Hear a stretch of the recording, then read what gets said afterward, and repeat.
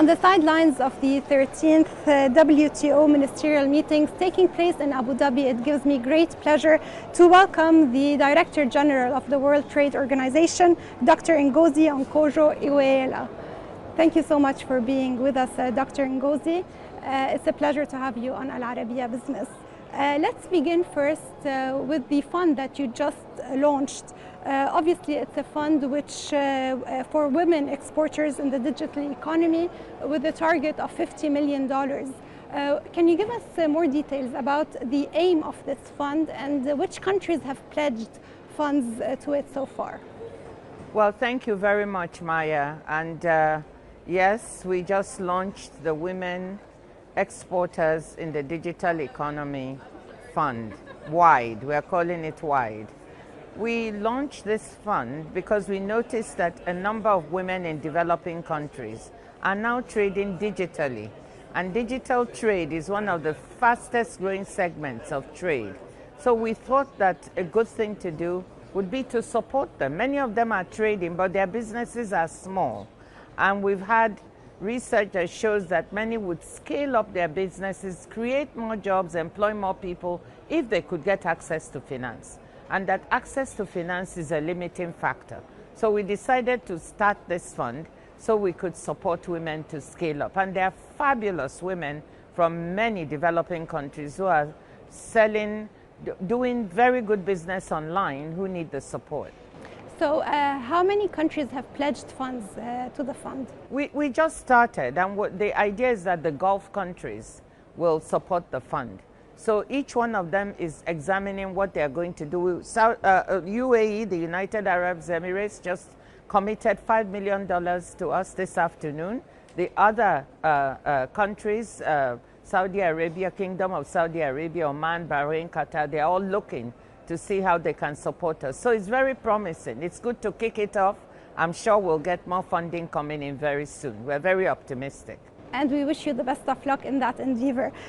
Also, the 13th WTO Ministerial meeting takes place at a time when there are increased challenges around the world, be it trade wars, protectionism, as well as geopolitical tensions.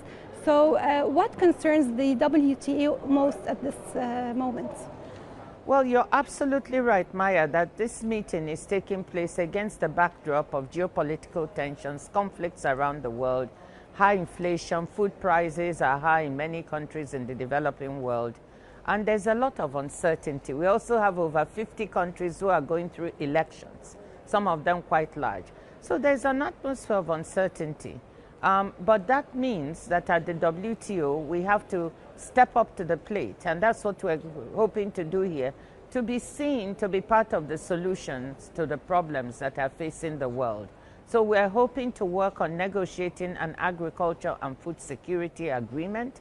For 20 years it's been trailing. We hope we can make progress. We don't expect to close the agreement now, but to start the work for closing it. It may be a couple of years down the line, but that responds to issues of food security and agriculture. Fisheries. We are negotiating the second leg of a harmful fisheries subsidies agreement. What is this about? We have illegal, unreported, and unregulated fishing of our high seas, which is depleting our oceans. We also have overfishing and overcapacity of vessels.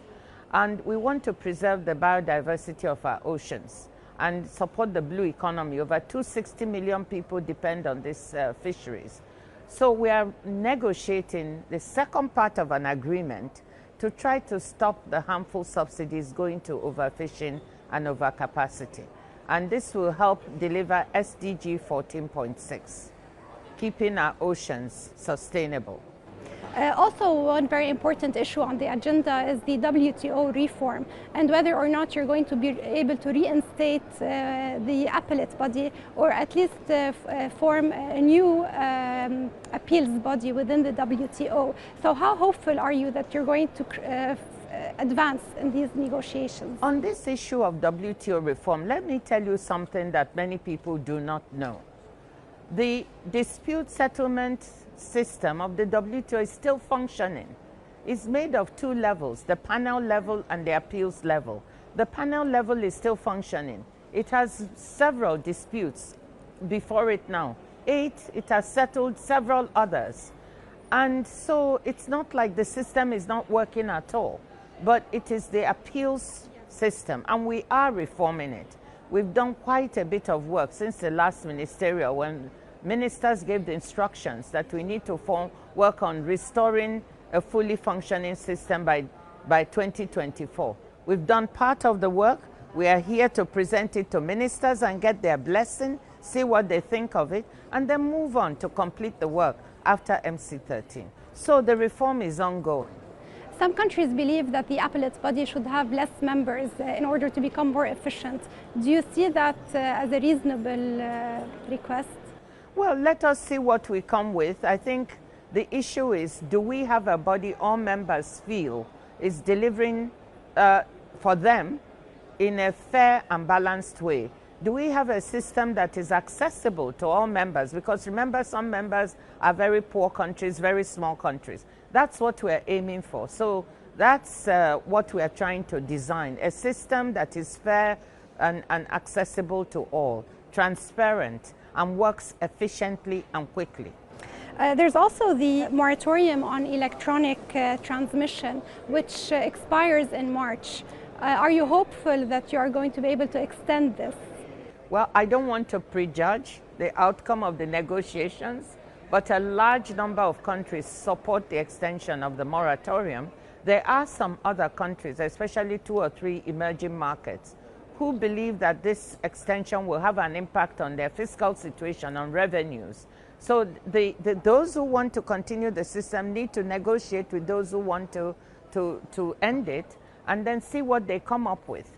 We hope that we will have a successful outcome, because a large number of countries want it to continue. Which countries are opposing the... Well, you know, it's not very discreet of me to say.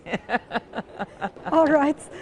In October, you forecast that world trade is going to increase around 3.3% this year, from 0.8% in 2023. In light of the escalating tensions in the Red Sea and the war in Gaza, are there any changes to these projections? Absolutely. First, let me start by saying that, look, in spite of all these problems, pandemic, conflicts, trade has been largely resilient. And countries that have experienced difficulties have been able to find markets elsewhere to get their food, their wheat. But that being said, there is no doubt that there's a fall in aggregate demand all over the world. The projections for growth of the global economy have been revised downwards by the IMF and the World Bank. And of course, that has an impact on trade. So we see lower demand. We know we have high inflation in many parts of the world as well, high interest rates. All of these are factors. So we've seen that our projections of 0.8% for 2023, we are going to come in lower than that. And we think that for 2024, we projected 3.3%, which was quite optimistic. But now, given all the factors you mentioned, what is happening in the Red Sea and the Suez Canal, the conflicts that continue to go on in the world, climate change factors, don't forget that. We also need to factor in those things that will come in below the 3.3%. We're in the process of revising our projections now, so I hope by March we should have some new figures. Dr. Ngozi, thank you so much for taking the time to be with us today. Thank you, Maya. Thank you.